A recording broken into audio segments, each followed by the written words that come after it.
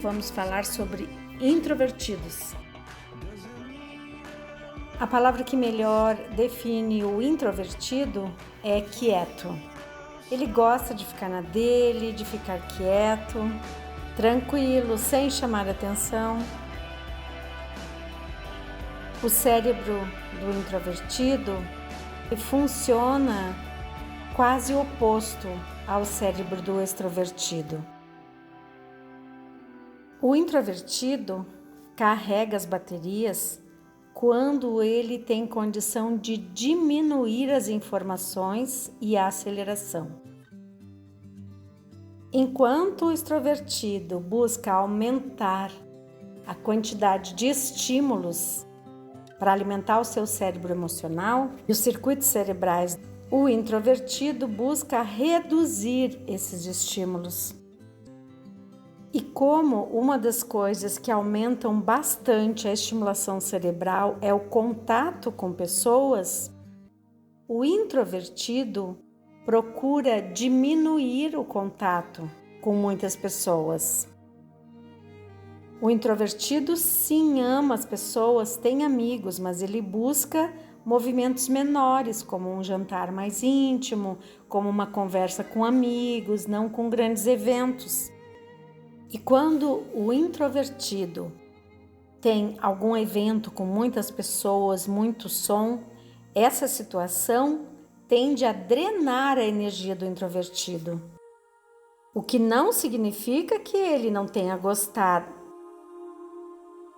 Ele pode ter gostado muito, mas o que significa é que depois desses eventos estimulantes, com muitas gentes desconhecidas, o introvertido precisa de um tempo para ele, tranquilo, na dele.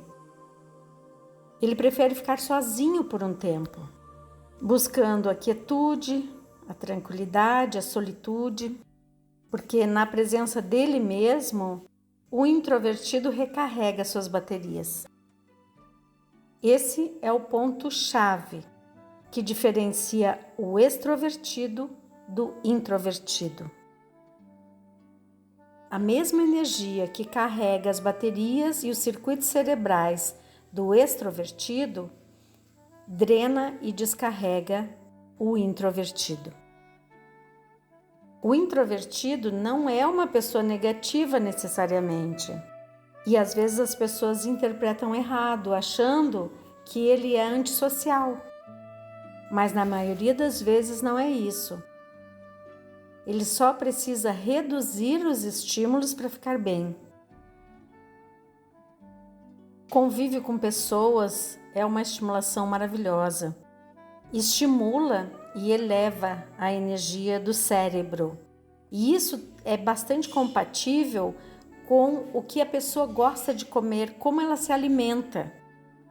Como cafeína, por exemplo, ela fica muito melhor para os extrovertidos.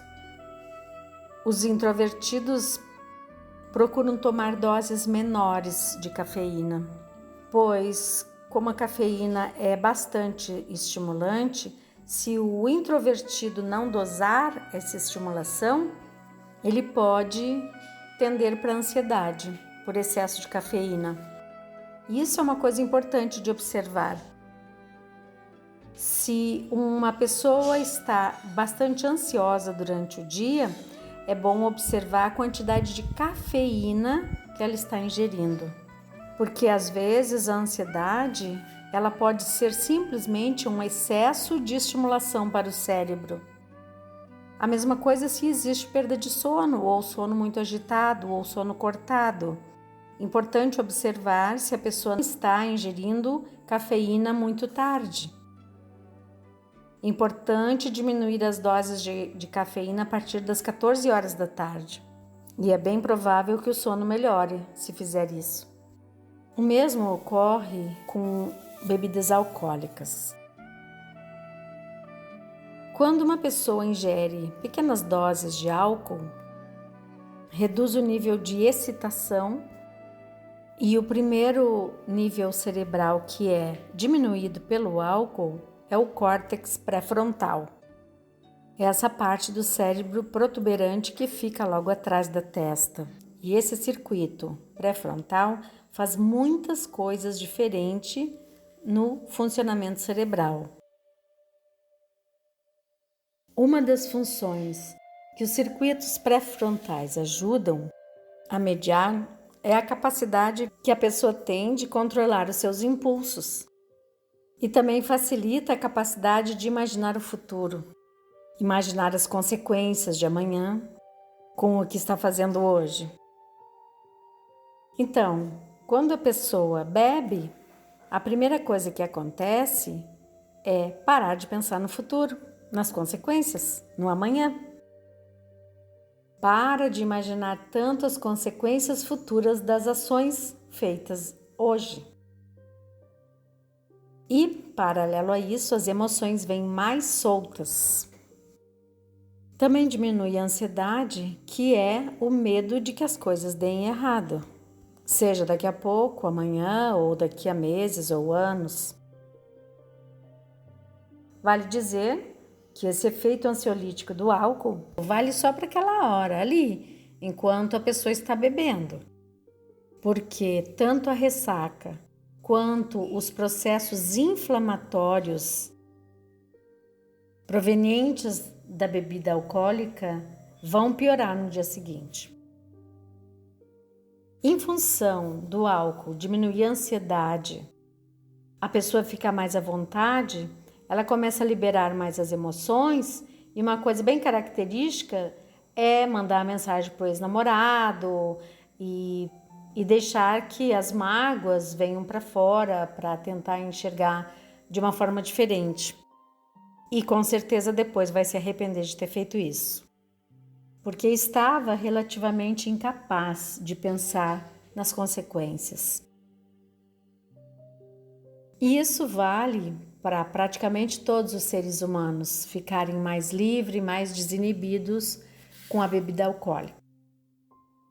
Mas independente das tendências ou características de personalidade, o álcool pode ter efeitos diferentes em cada pessoa. No caso dos extrovertidos, quando bebem, eles não gostam da reação de ficar mais calmos, mais tranquilos, por isso que eles misturam com energéticos, para dar uma espécie de rebote nessa desestimulação alcoólica.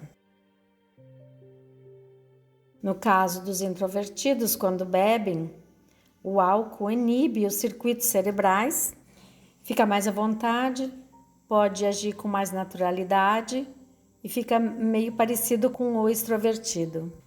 E aí ele fica mais natural para falar com estranhos, para estar entre pessoas desconhecidas. É dessa forma que o introvertido pode socializar e ficar mais à vontade. A diferença entre o introvertido e o extrovertido, por exemplo, numa festa, a característica do extrovertido é falar mais alto, mais perto. Ele tem a necessidade de tocar a pessoa enquanto está falando. Já um introvertido gosta de uma distância um pouco maior enquanto está conversando. E ele tende a falar mais baixo. Também uma coisa interessante é em relação à sexualidade do extrovertido e do introvertido. Existem diferenças do comportamento sexual do extrovertido e do introvertido. Pelas estatísticas, a média de relacionamentos sexuais do introvertido por mês, em média, é 3 vezes por mês, os introvertidos. Já os extrovertidos, em função de todos os estímulos, a média de relações sexuais para os extrovertidos é 5 vezes por mês. Em relação às mulheres introvertidas, elas têm, em média, 3,1 de relações sexuais por mês. As mulheres extrovertidas, em média, as que têm maiores estímulos sexuais. Em média, elas têm 7,5 relações sexuais por mês. Em relação às mulheres extrovertidas, elas não só aguentam os extrovertidos, como ainda têm energia para os introvertidos. E é claro que em relação aos relacionamentos sexuais, o extrovertido vai primar pela quantidade e o introvertido pela qualidade.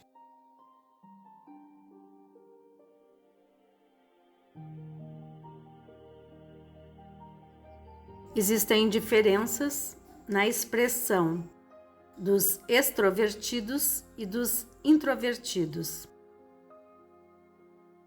Quando em público, extrovertido fala mais alto, gosta de estar mais perto e tocando na pessoa que ele está falando.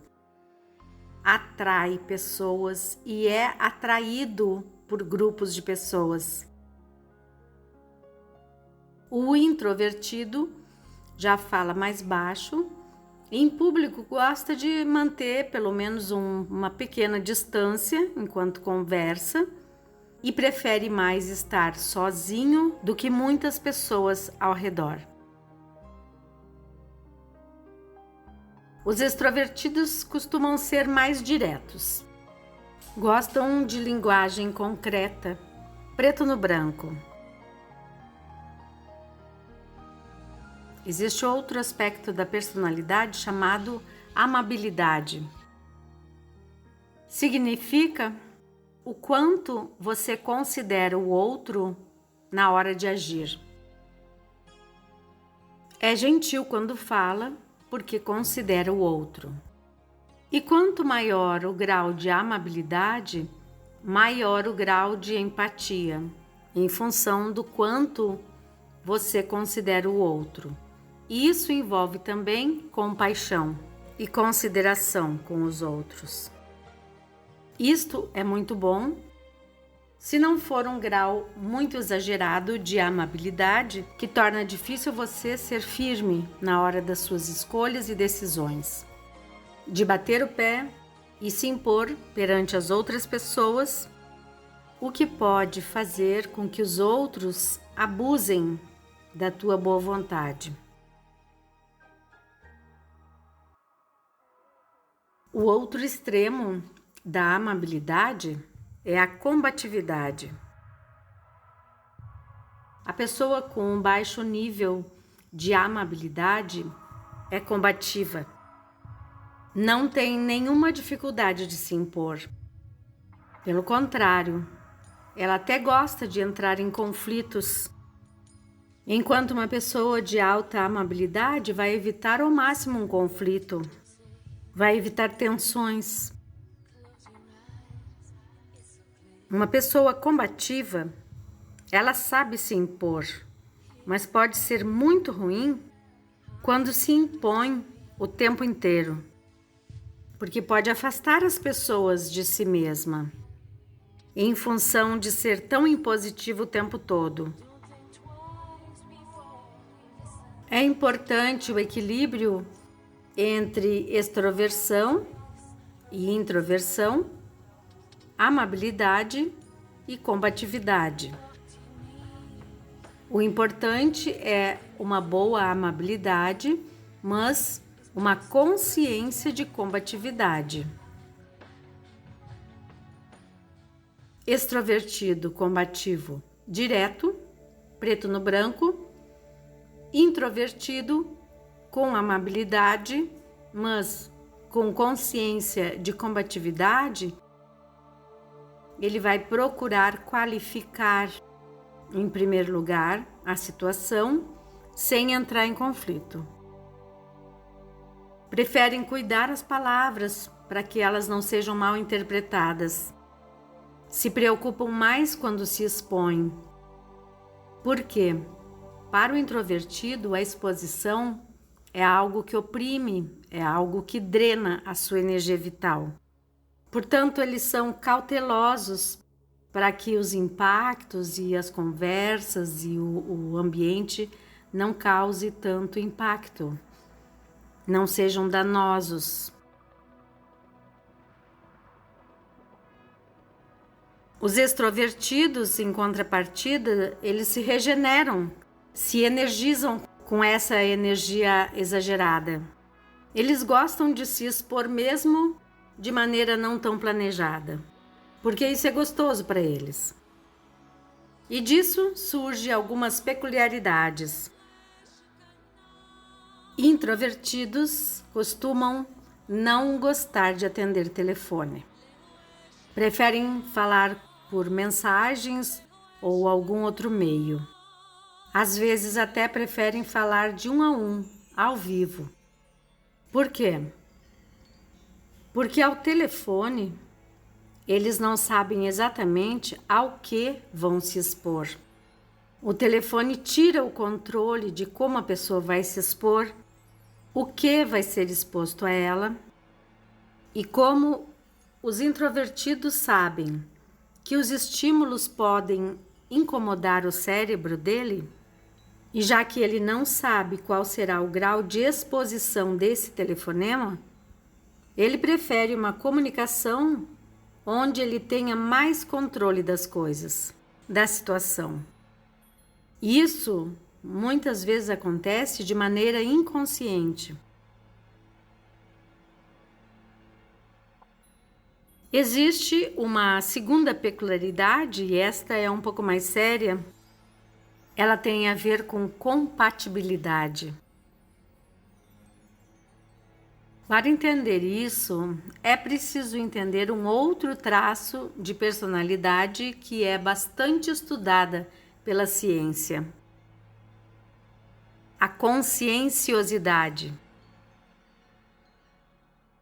Nesta dimensão você tem, num extremo, a conscienciosidade e no outro extremo, a despreocupação. A conscienciosidade é organizada, é focada e se direciona pelo resultado. Já a despreocupada não tem essa consciência e não se importa muito de chegar atrasada ou de respeitar os prazos. É indisciplinada, mais caótica, é bagunceira, é desorganizada, mas ela diz que funciona na sua bagunça, que ela se entende. Não tem senso de diligência. Ela não tem a consciência de ter que fazer algo porque tem que fazer algo e ponto. Ela costuma não correr tanto atrás das coisas. Ela não se preocupa tanto com as coisas que ela quer para a própria vida. Como a gente conhece o termo, ela é uma desencarnada. Então, não é por acaso que as pessoas que têm alto grau de conscienciosidade se dão melhor na vida, no trabalho, na prosperidade, conseguem empregos melhores, crescem mais rápido na carreira, ganham salários melhores. A conscienciosidade é preditora de sucesso, de abundância e de realização. Quanto mais conscienciosidade, mais condição de ter sucesso, de alavancar uma vida próspera e de realizar os seus sonhos. As pessoas despreocupadas sofrem com os males da despreocupação. Quando se juntam as características de extrovertido e despreocupado, pode haver resultados caóticos. E uma marca do extrovertido despreocupado é a impulsividade. Age na empolgação, de acordo com o que dá vontade. Não pensa muito, não se preocupa muito e simplesmente faz. Isso pode causar um enorme conflito com alguém que seja consciencioso e que esteja trabalhando junto. O consciencioso pensa muito antes de fazer as coisas, é cauteloso. E para piorar, a impulsividade é uma outra causa da procrastinação. Ela faz o que dá na telha, quando resolve fazer, quando dá vontade, age por impulso, por empolgação, e quando a impulsividade acaba, e ela acaba, a pessoa para de fazer. E vai buscar outra coisa, para a qual esteja estimulado. Um dos problemas da conscienciosidade é se tornar perfeccionista. Na busca do perfeccionismo, a pessoa passa a procrastinar. Perfeccionista, procrastina, fica ansiosa, passa a sofrer de auto-boicote. E ela pode fazer tudo bem feito, organizada, mas se as pessoas ao redor dela não fazem o mesmo, a pessoa conscienciosa fica muito estressada. Especialmente se ela depender desses despreocupados.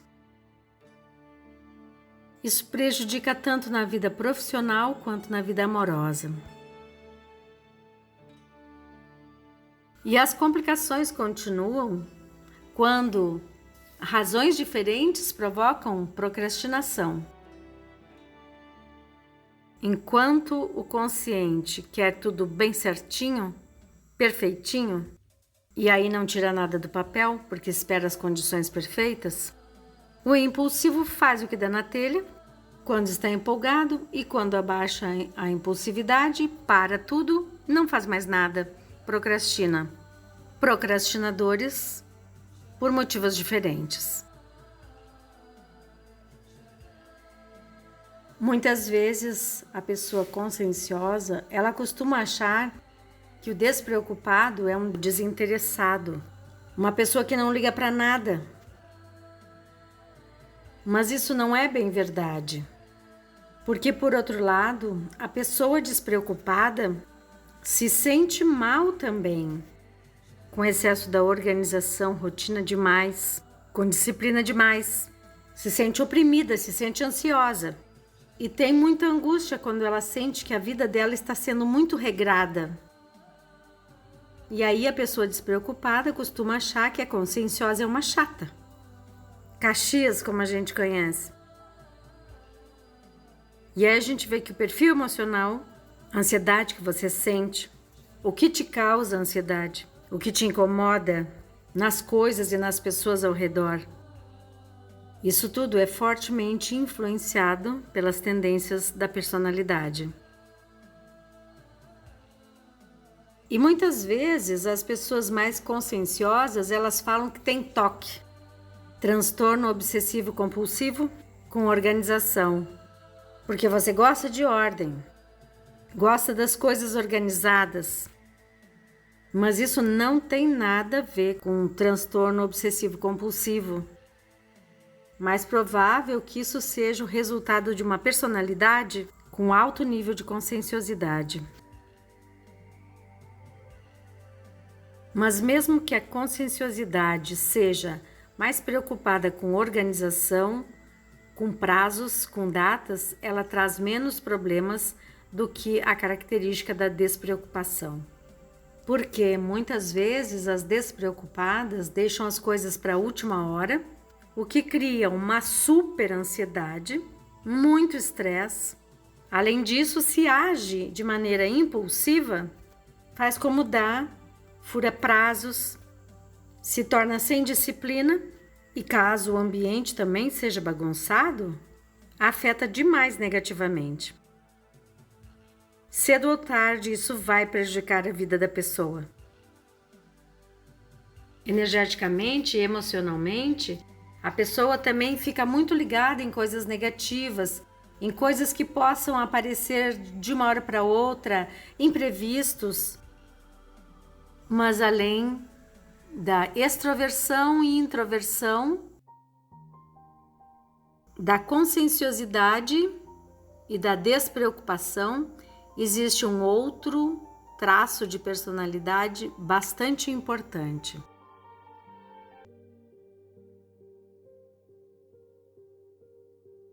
Mas sobre essa tendência de personalidade, nós vamos tratar na parte 3. Até lá!